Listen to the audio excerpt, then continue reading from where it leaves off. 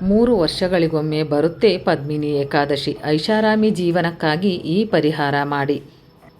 ಪದ್ಮಿನಿ ಏಕಾದಶಿಯಂದು ರಾಶಿಗನುಗುಣವಾಗಿ ಈ ಜ್ಯೋತಿಷ್ಯ ಪರಿಹಾರಗಳನ್ನು ಶ್ರದ್ಧೆ ಹಾಗೂ ಭಕ್ತಿಯಿಂದ ಆಚರಿಸಿದರೆ ಜಾತಕದ ದುರ್ಬಲ ಗ್ರಹಗಳು ಬಲಗೊಳ್ಳುತ್ತವೆ. ಪಂಚಾಂಗದ ಪ್ರಕಾರ ಏಕಾದಶಿ ವ್ರತಕ್ಕೆ ಜ್ಯೋತಿಷ್ಯ ಶಾಸ್ತ್ರದಲ್ಲಿ ಅತ್ಯಂತ ಮಹತ್ವದ ಸ್ಥಾನವಿದೆ. ಅದರಲ್ಲಿಯೂ 3 ವರ್ಷಗಳಿಗೊಮ್ಮೆ ಬರುವ ಅಧಿಕ ಮಾಸದಲ್ಲಿ ಆಚರಿಸಲಾಗುವ ಪದ್ಮಿನಿ ಏಕಾದಶಿಯು ಶ್ರೀಹರಿ ವಿಷ್ಣುವಿಗೆ ಅತ್ಯಂತ ಪ್ರಿಯವಾದ ಹಾಗೂ ಪವಿತ್ರವಾದ ದಿನವಾಗಿದೆ. ಮೇ 27ರಂದು ಪದ್ಮಿನಿ ಏಕಾದಶಿ ವ್ರತವನ್ನು ಆಚರಿಸಲಾಗುತ್ತದೆ.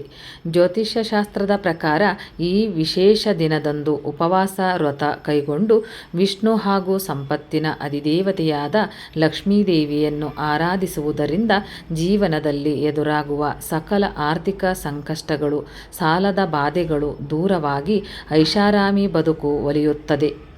2026ರ ಪದ್ಮಿನಿ ಏಕಾದಶಿಯ ಈ ಮಹತ್ವದ ಹಾಗೂ ಶುಭ ಸಂದರ್ಭದಲ್ಲಿ 12 ರಾಶಿಗಳ ಜನರು ತಮ್ಮ ಜಾತಕದ ದೋಷಗಳನ್ನು ನಿವಾರಿಸಿಕೊಂಡು ಅದೃಷ್ಟವನ್ನು ಹೆಚ್ಚಿಸಿಕೊಳ್ಳಲು ಮಾಡಬೇಕಾದ ಸರಳ ಜ್ಯೋತಿಷ್ಯ ಪರಿಹಾರಗಳ ಕುರಿತು ಸಂಪೂರ್ಣ ಮಾಹಿತಿ ಇಲ್ಲಿದೆ.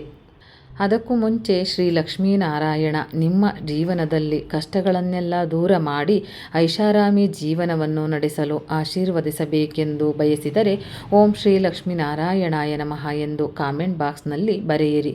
ಶ್ರೀ ಲಕ್ಷ್ಮೀನಾರಾಯಣರ ಆಶೀರ್ವಾದ ನಿಮಗೆ ನಿಮ್ಮ ಕುಟುಂಬಕ್ಕೆ ಲಭಿಸಿದೆಂದು ಮನಸ್ಸಿನಲ್ಲಿ ಅಂದುಕೊಳ್ಳಿ. ಶ್ರೀ ಲಕ್ಷ್ಮೀನಾರಾಯಣರ ಆಶೀರ್ವಾದ ನಿಮಗೆ ಲಭಿಸುತ್ತದೆ. ಮೇಷ, ಸಿಂಹ ಮತ್ತು ಧನುರಾಶಿ. ಈ ರಾಶಿಯವರು ಪದ್ಮಿನಿ ಏಕಾದಶಿಯಂದು ನಸುಕಿನಲ್ಲಿಯೇ ಎದ್ದು ಸ್ನಾನ ಮುಗಿಸಿ ಶ್ರೀಹರಿಗೆ ಹಳದಿ ಅಥವಾ ಕೆಂಪು ಬಣ್ಣದ ತಾಜಾ ಹೂಗಳನ್ನು ಅರ್ಪಿಸಬೇಕು. ಭಕ್ತಿಯಿಂದ ವಿಷ್ಣು ಸಹಸ್ರನಾಮವನ್ನು ಪಠಿಸುವುದರಿಂದ ನಿಮ್ಮ ವೃತ್ತಿ ಜೀವನದಲ್ಲಿನ ಅಡೆತಡೆಗಳು ನಿವಾರಣೆಯಾಗಿ ಉನ್ನತ ಸ್ಥಾನಮಾನ ಪ್ರಾಪ್ತವಾಗುತ್ತದೆ. ಜೊತೆಗೆ ಸೂರ್ಯದೇವನಿಗೆ ಜಲ ಅರ್ಪಿಸುವುದು ಜಾತಕದಲ್ಲಿನ ನವಗ್ರಹ ದೋಷಗಳನ್ನು ಶಮನ ಮಾಡುತ್ತದೆ. ವೃಷಭ, ಕನ್ಯಾ ಮತ್ತು ಮಕರ ರಾಶಿ. ಐಷಾರಾಮಿ ಜೀವನ, ವಾಹನ ಯೋಗ ಹಾಗೂ ಸಂಪತ್ತಿಗೆ ಶುಕ್ರಗ್ರಹನೇ ಕಾರಕನಾಗಿದ್ದಾನೆ. ಈ ರಾಶಿಯವರು ಏಕಾದಶಿಯ ಶುಭ ದಿನದಂದು ವಿಷ್ಣುವಿಗೆ ಹಾಲಿನಿಂದ ಮಾಡಿದ ಪಾಯಸ ಅಥವಾ ಬಿಳಿ ಬಣ್ಣದ ಸಿಹಿಯನ್ನು ನೈವೇದ್ಯ ಮಾಡಬೇಕು ಎಂದು ಪರಿಗಣಿಸಲಾಗಿದೆ. ತುಳಸಿ ಕಟ್ಟೆಯ ಬಳಿ ತುಪ್ಪದ ದೀಪವನ್ನು ಬೆಳಗಿ ಬಡವರಿಗೆ ವಸ್ತ್ರದಾನ ಮಾಡುವುದರಿಂದ ಆರ್ಥಿಕ ಸ್ಥಿರತೆ ಲಭಿಸಿ ಮನೆಯಲ್ಲಿ ಸುಖ ಸಮೃದ್ಧಿ ಸದಾ ನೆಲೆಸುತ್ತದೆ.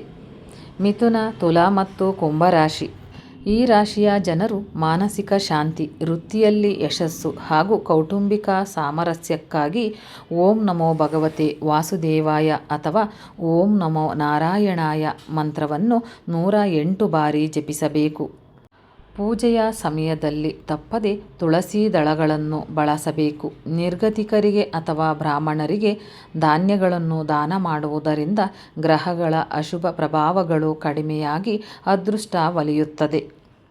ಕರ್ಕಾಟಕ, ವೃಶ್ಚಿಕ ಮತ್ತು ಮೀನರಾಶಿ. ಈ ರಾಶಿಯವರು ಪದ್ಮಿನಿ ಏಕಾದಶಿಯಂದು ಹಾಲಿಗೆ ಸ್ವಲ್ಪ ಕೇಸರಿ ಬೆರೆಸಿ ದಕ್ಷಿಣಾವರ್ತ ಶಂಖದ ಮೂಲಕ ವಿಷ್ಣುವಿಗೆ ಅಭಿಷೇಕ ಮಾಡುವುದು ಅತ್ಯಂತ ಮಂಗಳಕರ.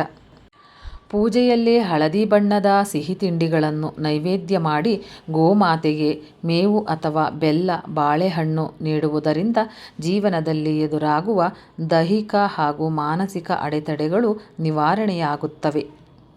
ಪದ್ಮಿನಿ ಏಕಾದಶಿಯಂದು ರಾಶಿಗನುಗುಣವಾಗಿ ಈ ಜ್ಯೋತಿಷ್ಯ ಪರಿಹಾರಗಳನ್ನು ಶ್ರದ್ಧೆ ಹಾಗೂ ಭಕ್ತಿಯಿಂದ ಆಚರಿಸಿದರೆ ಜಾತಕದ ದುರ್ಬಲ ಗ್ರಹಗಳು ಬಲಗೊಳ್ಳುತ್ತವೆ.